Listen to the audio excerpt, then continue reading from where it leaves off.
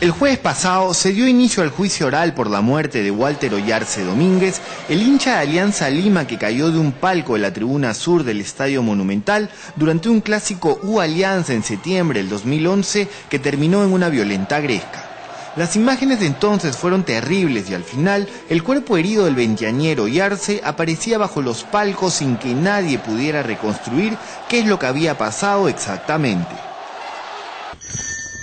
Han pasado 25 meses desde la trágica muerte del joven hincha y el jueves por la mañana la opinión pública pudo ver de nuevo a los implicados en este caso. Barristas de Universitario de Deportes acusados por el Ministerio Público de haber provocado la muerte de Oyarce al presuntamente empujarlo por uno de los palcos del estadio. Hasta la segunda sala penal de la Corte Superior de Justicia de Lima llegaron Fabricio Grillo, conocido como Caliche, Jorge Luis Montoya Calígula, Richard Valverde el Negro Ampilio, José Luis Roque Alejos Cholo Payet y David Sánchez Manrique, conocido en la barra como el Loco David. Tanto él como Roque Alejos son sindicados como los responsables de la muerte de Oyarce y afrontan solicitudes de condena de hasta 35 años de cárcel. Hoy, por primera vez, David Sánchez Manrique ha decidido hablar. Presentamos unas preguntas para que él las responda y él nos ha entregado el documento, que él mismo de puño y letra ha respondido. Y esa era realmente la idea que quería contarle un poco de lo que nos estaba pasando en estos momentos. Ahora, ¿y por qué ha decidido responder a Cuarto Poder? Bueno, porque ustedes son un programa serio, ¿no? Más allá de los apasionamientos que el caso despierta, es la primera vez que él expone por escrito su defensa. Juzgue usted lo que dice sobre su estadía en la prisión y lo ocurrido en septiembre del 2011. Me siento cansado pero tranquilo. Ya estoy más de 25 meses encerrado, aislado e incomunicado en un penal que no me corresponde, e inconstitucionalmente clasificado en el régimen más duro de todos. Más adelante dice: estoy en un pabellón cuya única área común es un pasadizo de 1,5 metros de ancho por 12 de largo, sin patio y sin acceso al sol. Los días son casi todos iguales. Hago algunas labores manuales para entretenerme, pero lo que más hago es leer. Habré leído más de 150 libros, el 90% en inglés, de diversos temas: finanzas, economía, psicología, estrategia, real estate, filosofía, biografías, motivación, etc.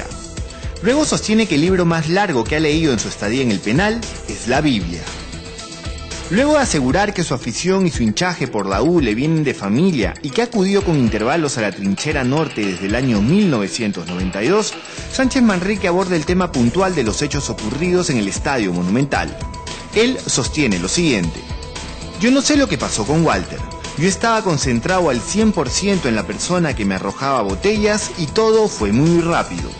Los peritos e investigadores que hemos contratado han llegado a una teoría luego de revisar las distintas declaraciones de varios testigos que han visto lo que sucedió desde diversos ángulos y la evidencia forense que tenemos. También hay peritos de ingeniería que han colaborado en esta investigación. Él concluye esta parte con la siguiente frase: lo que sucedió con Walter debería ser preocupación de su padre, en lugar de tratar de culpar a quien no ha estado ni cerca de cualquier lugar de donde haya podido haber caído Walter. ¿Cuáles son las pruebas que tiene la defensa de David Sánchez Manrique para alegar su inocencia?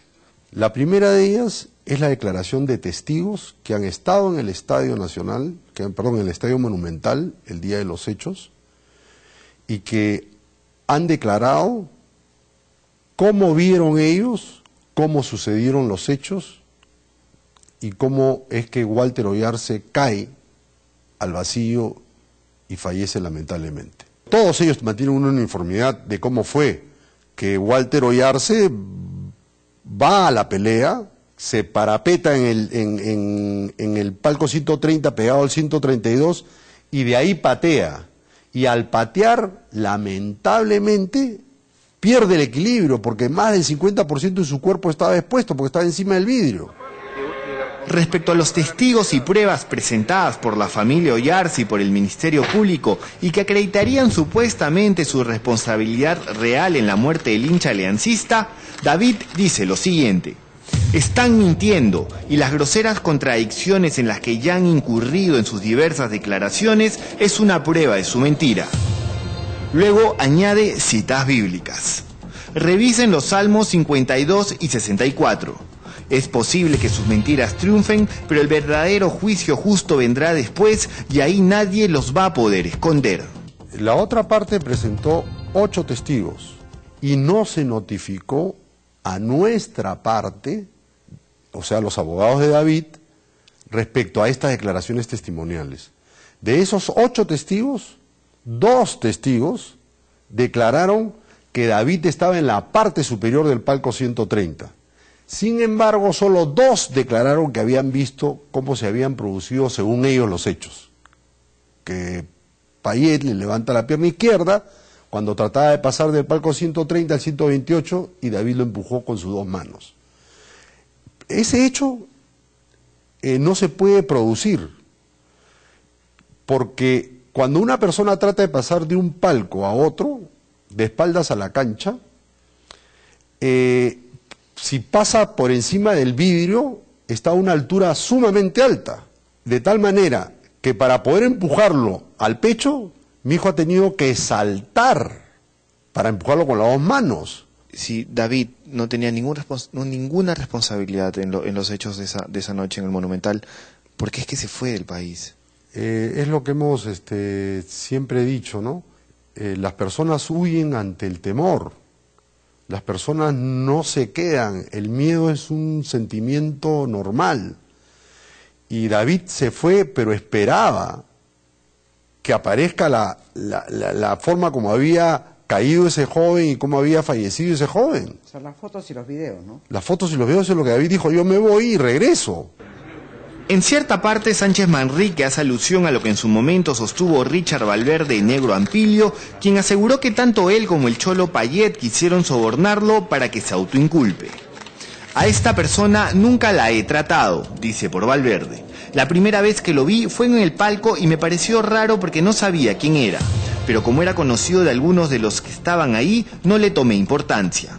Todos eran hinchas de la U y eso era suficiente. Luego asegura: yo no le he ofrecido dinero y nunca he hablado con él por teléfono. A Ampilio le conviene hacerse la víctima y es algo que ha aprendido de su suegro. Así como han investigado a mi familia, investiguen bien quién es Ampilio, quién es su familia, su suegro Querubín y cómo un humilde vacunador tiene un carro de $6.000. Usted nos preguntaba que por qué éramos nosotros personas de dinero, podíamos manejar las cosas. Mire, señor, esa es una campaña que desde el primer momento ha hecho el señor Ollarse. El proceso es un proceso penal, debe estar únicamente situado, enmarcado dentro de esa investigación que deben hacer los fiscales, los jueces. Todas las cosas ajenas a ello, para mí son temas mediáticos. Que yo tengo dinero, que los Sánchez Manrique compran testigos, que los Sánchez Manrique con el dinero compran jueces, que los Sánchez Manrique que son millonarios, que la plata, que ellos creen que con la plata lo logran todo. Mire, señor, yo rechazo todas esas afirmaciones. Dicen que su hijo David controla el penal de Piedras Gordas. ¿Qué tienen que decir al respecto? En primer lugar, que eso es un absurdo y es parte de la campaña mediática de la otra parte, del señor Ollarse. David Sánchez Manrique Pancorbo. En otro momento, Sánchez Manrique explica los motivos por los que su defensa denunció y recusó a buena parte de las autoridades involucradas en la investigación. ¿Por qué se ha dado esto?, le preguntamos, y él responde: por las irregularidades que se han cometido en su desesperado intento de fabricar pruebas de un supuesto delito que no he cometido. A continuación, pasa a detallar lo que según él han sido estas irregularidades. Un policía desapareció el pantalón y las medias de Walter. 2 policías mienten al decir que fui detenido en el aeropuerto. Peritos de la Fiscalía demoraron 18 horas la autopsia y luego la adulteraron totalmente. La jueza del 48º Juzgado Penal, refiriéndose a Sonia Basalar, dilató indebidamente el proceso. Desde agosto del 2012 a enero del 2013 no hizo nada. En enero del 2013 declara complejo el caso, pese a que ya había concluido la etapa de investigación. Se va de vacaciones todo febrero y recién en abril del 2003 se eleva el caso a la sala. 8 meses. ¿De quién son entonces las supuestas maniobras dilatorias que me mantienen preso sin pruebas? Se pregunta.